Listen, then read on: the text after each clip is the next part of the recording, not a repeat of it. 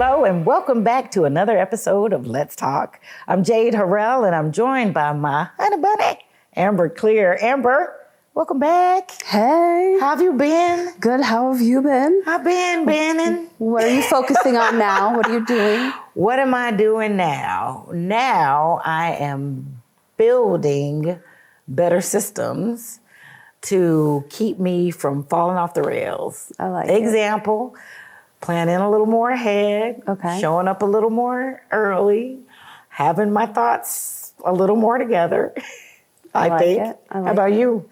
I am working on healing myself and making sure that I'm not pouring from an empty cup and not trying to fix anybody else or help anybody else other than myself for right now. So tell me how you're doing that. I don't know yet. I'm trying. I didn't say I was actually doing it yet. Well, I can assure you we will get a clue, a little bit more about that after the break. We'll take a break, but you stay with us. We have a licensed marriage and family therapist coming to discuss relationships in 2024. Sure need it. So don't go anywhere. We'll be right back.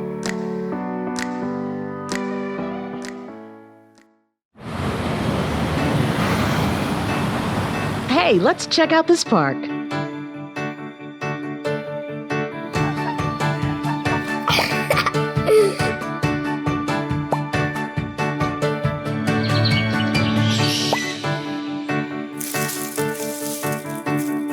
Oh, wow, that's really cool.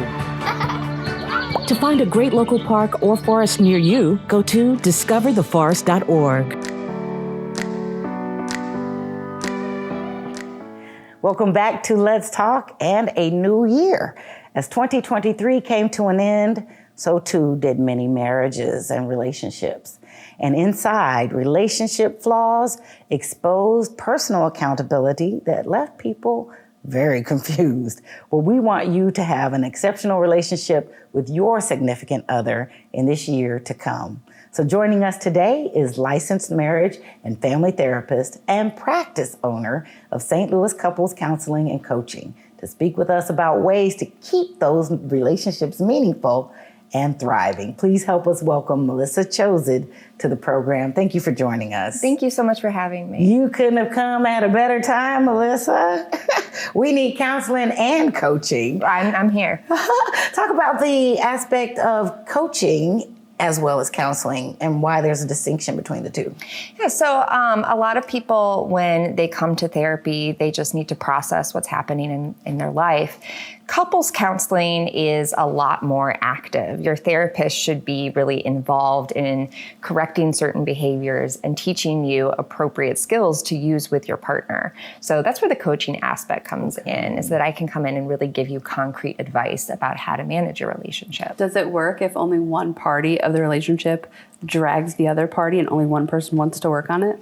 Probably not. I mean, they could potentially warm to the idea if they realize that it's not so scary. You know, they can get away from their preconceived notions about what therapy is. So I have seen that happen. People warm to the idea of therapy, but if they are resistant the entire time, it's really not going to be effective.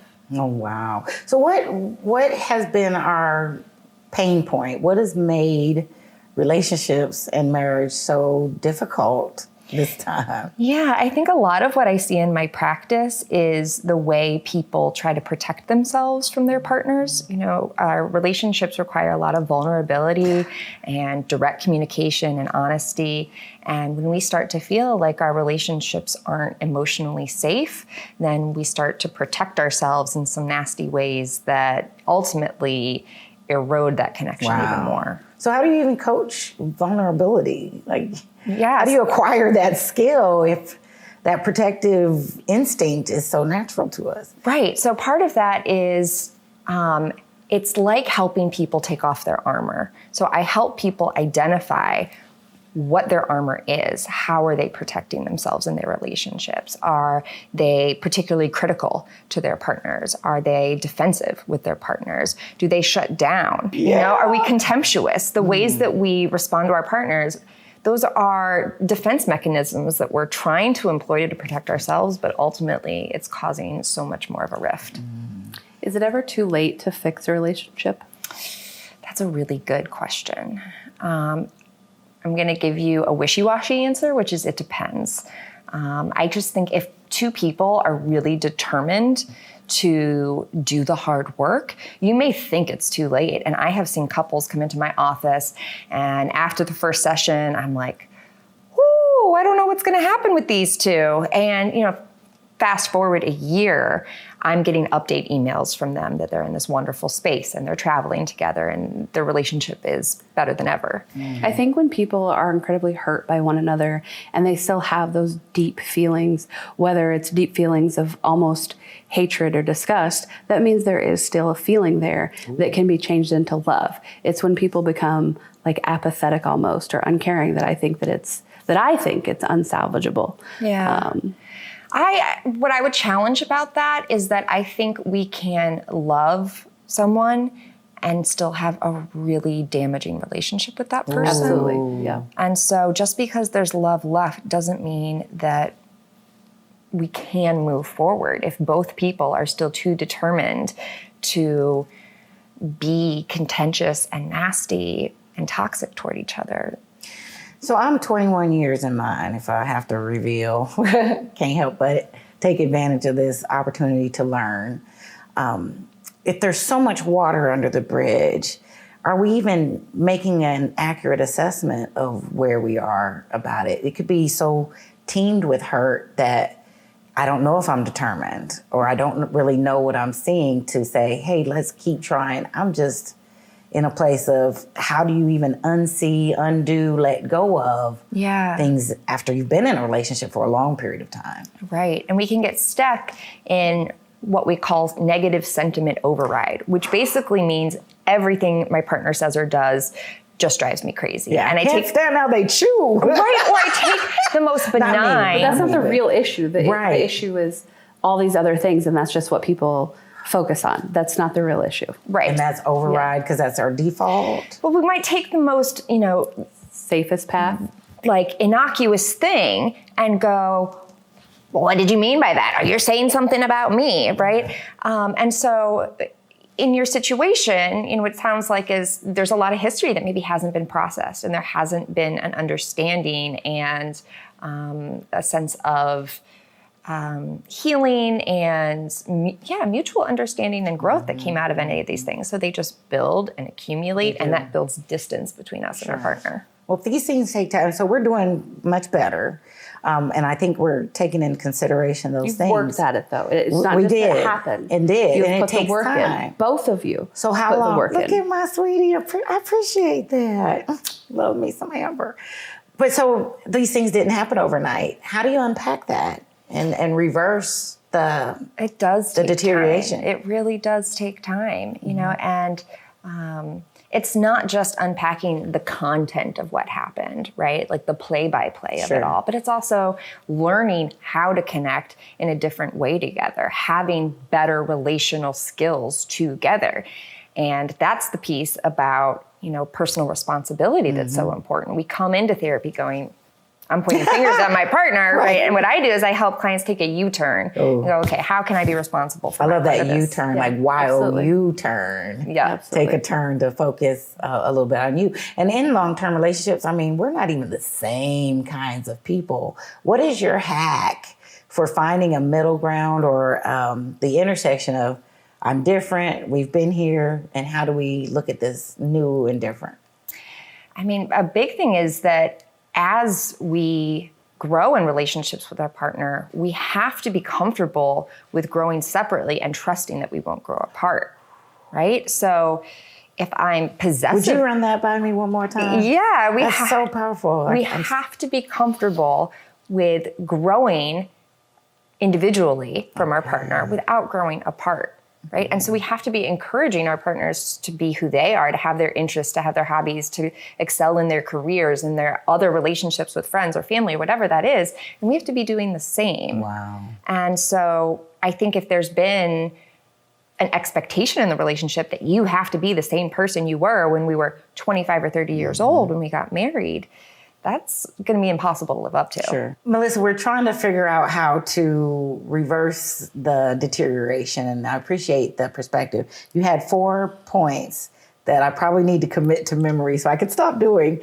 So defensiveness was one. Yes, defensiveness, right? We have to take responsibility. When our partner says, hey, you left all your dishes in the kitchen sink, rather than getting defensive about it, we have to be able to just own it and say, oh, you're right, I totally forgot. Okay. Criticism. We have to be able to ask for what we need from our partners without attacking their character, right? Feedback is really different than criticism. Sure. Stonewalling is shutting down. Just another way of saying, I'm storming out, I'm not listening anymore, right? I'm not taking Ignoring feedback. Ignoring the problem, right? Or just completely, shutting down so that I don't have to deal with this overwhelm. And then the last one is contempt, right? When we're no longer respectful towards our partner, when we're nasty and sarcastic and we're rolling our eyes, we're not conveying to our partner the appreciation and affection that we ultimately want in a relationship. Yeah. So we were triaging this and trying to stop the bleed.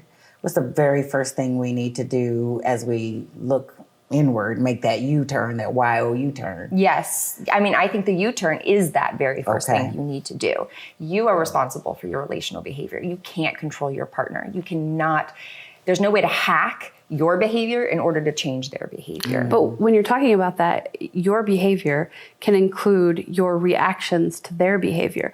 So it's a very difficult thing to unpack if it's something that you're doing or if it's something that you're reacting to. Absolutely. And when we're triggered, we have a lot less control over our behavior, right? When we are emotionally triggered, our anxiety gets flowing. We are no longer thinking with our wise mind. We're just reacting, like you said. And so part of the work too, is going to your own individual therapy and looking at, what gets under my skin? What is my family history, my past relationship history that I need to work through so that I'm not so reactive? So I hear it's important to have some individual work done. One of the things I appreciated about couples counseling was being able to go through that together, like learning to be quiet and listen like a fly on the wall. And then I know what those things are, the trauma, the triggers, the fears, oh my. But if individual counseling is needed, do you stop with the couple's work and then say, hey, you need to go to your respective corner? What would be your guidance there when folks come in? I actually think that doing it all at the same time makes for some really rich work. And I have, plenty of times consulted with individual therapists to kind of go, hey, what's this person working on? And how can I bring that back into the couple session? Do you see the people individually? Wait a minute, slow your so many horses. questions. This is so good and juicy, but we have to take a break so we can process, inhale, and give the folks a moment. When we come back, we've got to get into that more, and we return with Melissa Chosid, practice owner of St. Louis Couples Coaching and Counseling. You don't want to miss. Stay with us.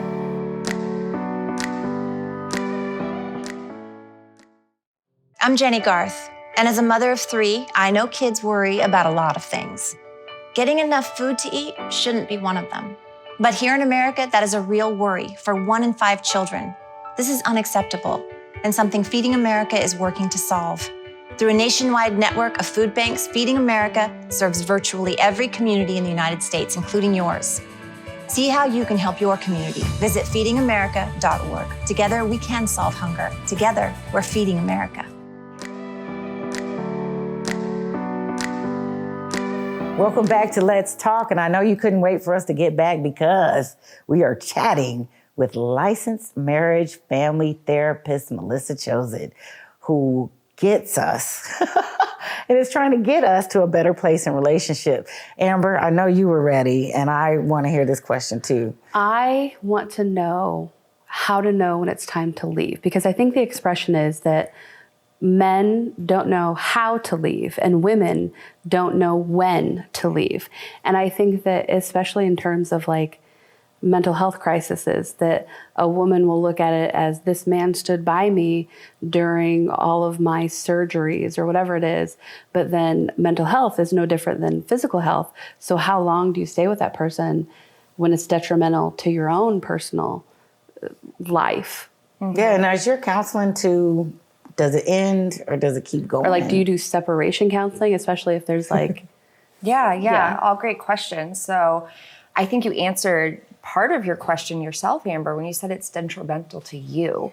You know, if your partner is, God forbid, battling cancer or something, of course that's going to take its toll on you, but your partner isn't hurting you through that. You know, whereas unfortunately, when we get into some mental health stuff like, you know, untreated mental illness or addiction, or untreated trauma that can result in someone being violent and aggressive, I think we make the mistake of saying, I need to stand by this person. I think it's hard because you say that if somebody has cancer or surgery or whatever, and it's not hurting them, but it is. It's hurting them both like emotionally, but it's also hurting their time, their career, and stuff like that. So like there are different levels of hurt and impaction in relationships. So when you go to like these mental health issues, that it's something that like hypothetically should be fixable. Like mental health issues do take work to go through, right? I shouldn't say fixable, but like they have treatments and things, and it's like, how long do you stick it out where you're still trying to help that person? I mean, I think a good question I would ask is, do I still feel respected and cared for in this relationship? Because, you know, even someone who's bedridden with an illness can say, thank you, I love you, can offer a hug or a kiss. But if someone is suffering so much with their mental illness that, like I said, they are violent or aggressive or, you know, psychologically abusive, Right. I don't think that we are supposed to love through that unconditionally. I don't think anybody signed up for that. But I So think when it's a hard we think point, about like, walk it is away because you feel like you're abandoning this person Sure. in their time of need, because if you're not going to help them, then who is? Like you're the person that like sees themselves. but they have to can't. help Like themselves. when they're it sounds going- like you need to make an appointment Yeah. with her. But when you bring this up and we talk about that question of, do I feel respected? Do I feel a certain way? Many people aren't even choosing marriage for that very reason. Does it even make sense anymore? And how do we even wave the banner of long-term committed relationships? How is that different now? You know, our society is changing, and I do see people who come to me who are monogamish or have played with polyamory in some ways. Right. And, you know, I am not judgmental in that regard. You know, we all deserve to find love and belonging in whatever way that looks like, as long as it's consensual and between adults. Right. But your area of focus, marriage and family. and these long relationships. I see plenty of people who are, you know, dating, cohabitating, engaged, certainly don't have to be married. do to you go to even couples see therapy. people who are no longer together but have kids together? And are trying to co-parent successfully. Yeah. Because that's still a relationship, but it's not the same relationship dynamic. And it's Absolutely. So, struggle. you know, I definitely, earlier you asked about like helping people peacefully separate or you know, uncouple. And I absolutely have done that work with people before. And especially when there's children involved, because you have to be in each other's lives until these kids are at least 18, but even after that, there's I graduation. mean, that bond just is an unbreakable contract right there. And then there's the kid gets married, and like there's no ever true disconnect. Yes. Yeah. Well, we are so glad that you're here. And one of the things we said at the top of the show was we want to help people have better, more meaningful relationships going into the year. Can you give us some recommendations, encouragement, advice so that our viewers can have that opportunity? Yeah, I mean, I think some of this goes back to the golden rule, right? Treat others the way that you want to be treated. So if you're sitting around and you are, you know, contemptuous about the fact that your partner doesn't do nice things for you or whatever that is, what are you doing for your partner too, right? So how are you showing up for your partner? Can you be curious about what's going on with your partner's needs? Have a conversation with them. Yeah. I always encourage my couples to check in with each other outside of my office and say, how are you feeling in our relationship? How does this feel for you right That's now? good. That's a beautiful place to But start. I think some people see that as an attack. Like or at least I have heard some people see that as an attack, even just checking in. And I think that that can be a wake-up call for the other party too, that it's like even me checking in on a relationship is viewed as them going, oh, are things not okay? Is things like, how do you carefully approach that with somebody? I mean, I so hear that they that- don't view it as an attack. I hear that as defensiveness, right? And so, that's that person's responsibility to, okay, have a little awareness in the moment. I'm not being attacked. My partner's just asking me a question. And we can do the best we can to be a safe space for our partner and say, babe, I'm not trying to attack you. I'm just wanting to check in and have a conversation. This is important. But we can't do the work to always be soothing our partner. That we have personal responsibility. We have to soothe ourselves. Yeah. So what I keep drawing from your guidance is there's a place and a spot for action that needs to happen. We can't sit back and say, what's being done for me? What's going to happen in my direction? What am I not getting? So I want to build on your golden rule in what you said, revealed to me another part of that rule. Treat others how they want to be treated.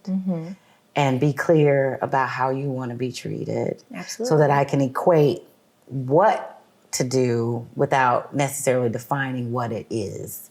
And that means, like we were talking about during break, not necessarily specifically, oh, well, did you do this for me? But what kinds of things would mean that for you? Exactly. So those action items, I have to lean into doing something more than just expecting and looking around, I'm hearing. Right. We all have different love languages. And so what makes me feel loved and appreciated might be really different than, what that is for my partner. And so what is your love language? Ooh, words Since of you get to talk to everybody. Words of affirmation. Yeah. Tell me I'm great. Tell me I'm a fabulous mom. Tell me that I kick butt all the time. That's right. That's what makes me feel good. I love it. Well, you are fabulous. Thank you. You are kicking butt out here and and taking no prisoners and helping us do way better than just being entrapped into miserable relationships and exchange with one another. Thank you. What do you say to the person who has lost hope? Yeah, that's a tough one. I think more than anything, know that you are worthy of love and belonging. And that might not be here, but find out where it is. Can you tell me that again? I You felt it are in my soul. worthy of love and belonging. When is the right time for couples to go to counseling? Anytime. I have lots of couples in my practice who have a lot of respect and love for each other. They are not hanging by a thread. They just need a place for accountability to check in with each other and get some help having those more difficult conversations. Making it better.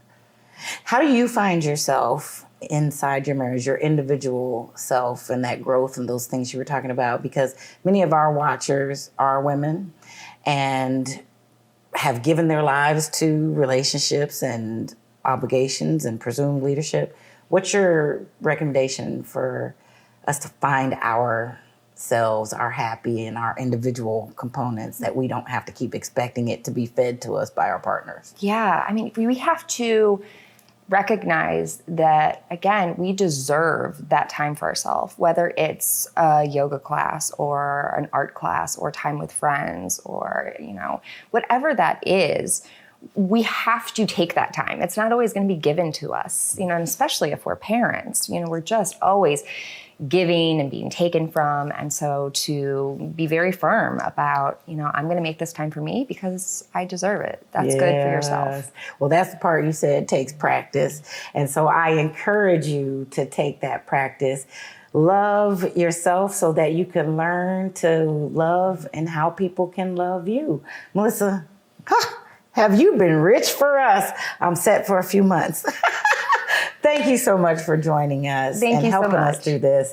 We certainly hope these tips have helped you today and provided you with an opportunity to have a vibrant and fruitful relationship and marriage this year. And if not, get some help.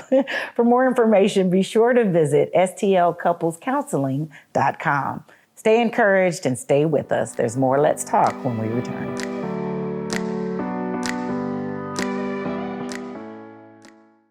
Marie, you have prediabetes. Prediabetes? I don't have time to eat right or exercise. I'm a busy mom.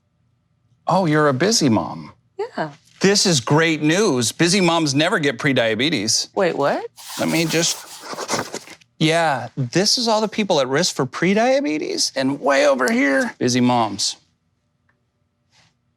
No?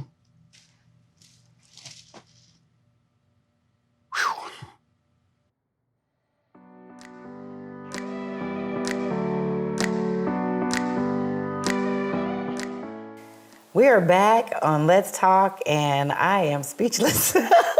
What? So many things to consider, but especially in this complicated dynamic of relationships. A lot to process. You're speechless too. What's something that sticks with you? To own my own mistakes, but also to love myself. Well, for me, it is you are worthy of love and respect. And that is something I need us to say to each other and ourselves in the mirror every single day. But we're out of time. No more talking for us. We'd like to definitely thank our guest, licensed marriage and family therapist and practice owner of St. Louis Couples Counseling and Coaching, Melissa Chosid. Thank you at home for joining us as well. The show may be over, but you can always find us on Facebook, X, Instagram, and YouTube, or visit us at stltv.net. I'm Jade Harrell with Amber Clear. We'll see you next time on Let's Talk.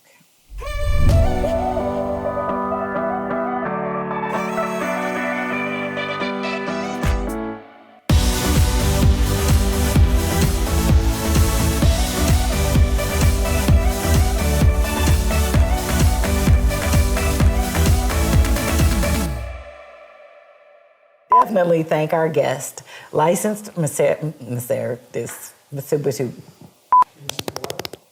It wasn't dry. It's just stuck. It's like I got a leg cramp in my mouth. Clear? What? Pouncing on you? You're gonna solve all our problems today.